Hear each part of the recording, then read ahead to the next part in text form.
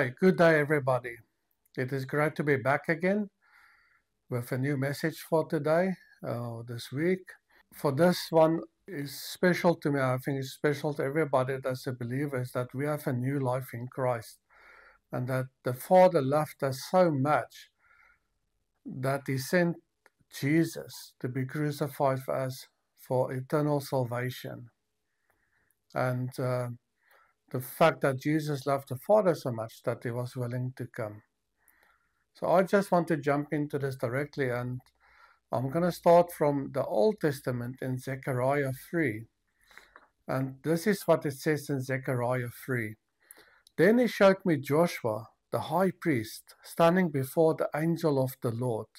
And always in this context, the angel of the Lord is Jesus. And Satan standing on his right hand to accuse him. And the Lord said to Satan, "The Lord rebuke you, O Satan. The Lord who has chosen Jerusalem rebuke you." Is this not a brand plucked from the fire? So here we can see Satan is ready to accuse us always of all the sins. But it is so important to note that the blood of Jesus, like the word says, will cover a multitude of sins. So even if Satan wants to accuse us before God, then God says, I'm not going to listen, because I have chosen this person. I plucked him from the fire, and my blood is covering you, covering the sins that you have committed before the Father. So the Father will look at Jesus, and that is why it says Jesus is the doorway to the Father also, the one that reconnects us back to God. Then it goes on to say, now Joshua was standing before the angel, clothed with filthy garments. Those filthy garments is the sin, the lives that we have, not looking good, right? And it says, and the angel said to those who were standing before him, remove the filthy garments from him. So God will take off the filth, will take away the sin from us. And to him he said, behold, I have taken your iniquity away from you, and I will clothe you with pure vestments. So that is Zechariah 3, verse 1 to 4. And that is so good to know, because it's like God will clothe us with new clothing. He has given us a new life. That is the amount of the love that God has for us. He loves us so much that if we listen to the accusations, then we are listening to Satan's opinion about us. But we should be listening to the opinion that Jesus has about us. Remember, Jesus gave up everything to be crucified for your salvation, for you to be saved, for you to be reunited back to the Father in the Spirit also. Then in John 13, verse 34 to 35, it says this, a new commandment I give to you. This is Jesus speaking, that you love one another, just as I have loved you. You also ought to love one another. By this all people will know that you are my disciples. You have love for one another. So that is how the world will know that we belong to God. That's how the world will know that we have God in us. It's when we love one another, regardless of your denomination, your theological background. All of that doesn't matter, because we have to put those things aside. Christ is the center of what we believe.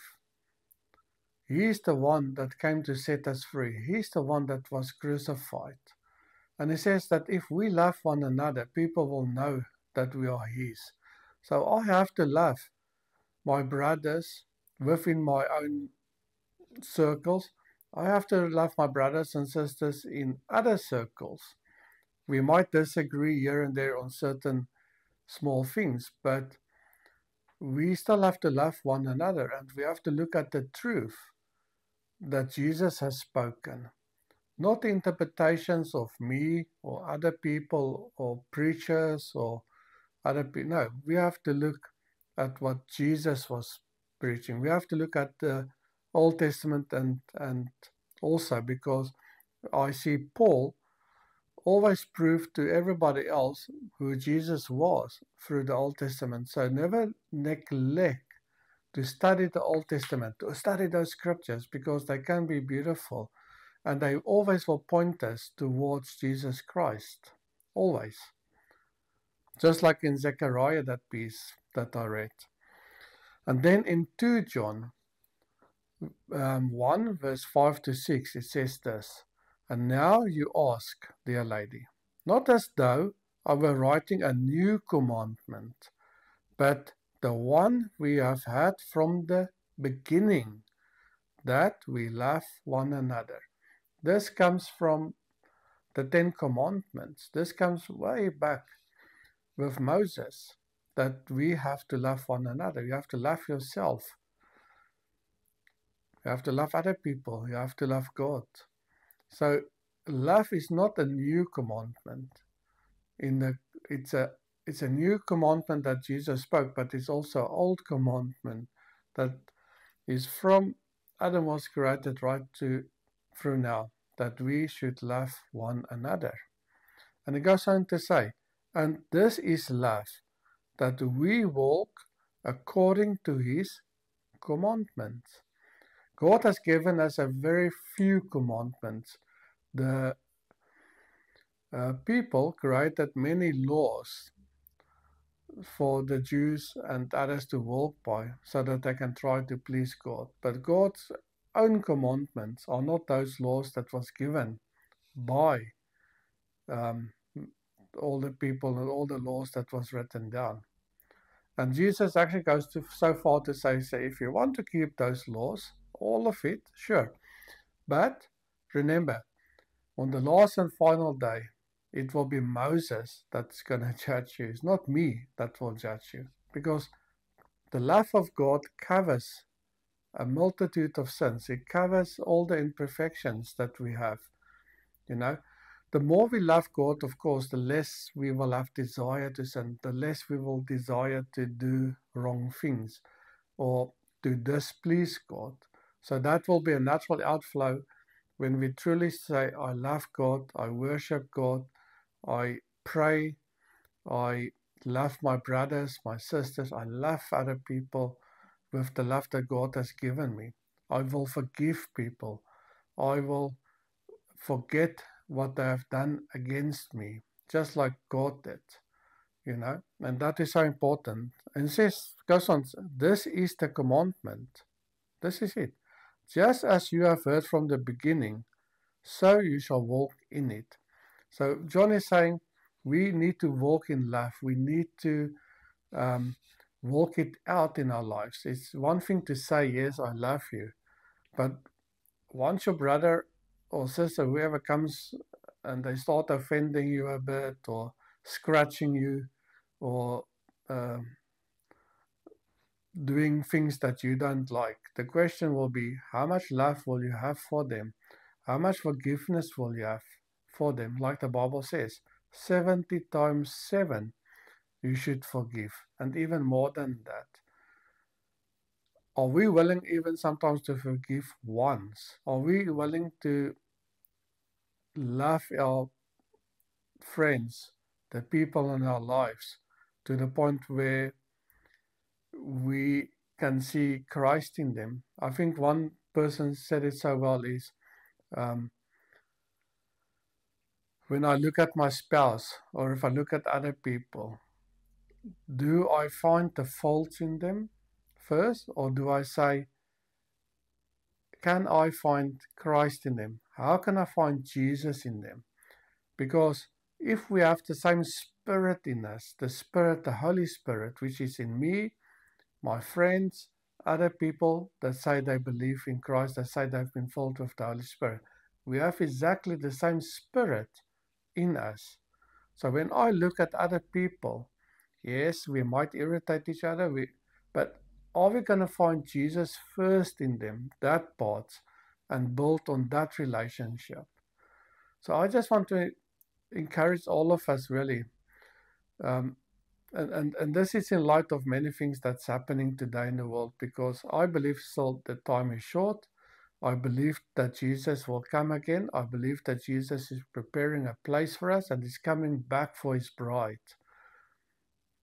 We should not fight amongst each other. We should be out there proclaiming the gospel.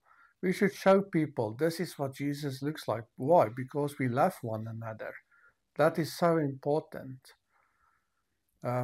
It is, we are what people see. If people want to see God and we can show them the difference it makes in our lives to have that relationship with the Father because of what Jesus did, that also will turn people to God, people that are searching for God. And it says if you search, he will come and find you.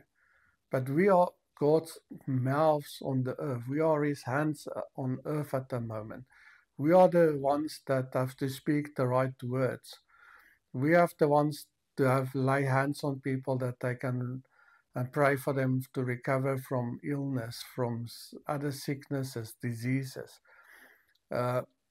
We can pray for miracles for people because we have the Holy Spirit in us. We have love in us for one another. I just encourage you to go today on your knees and pray and say, God, fill me with your love again. Fill me with your spirit again, that I might know you.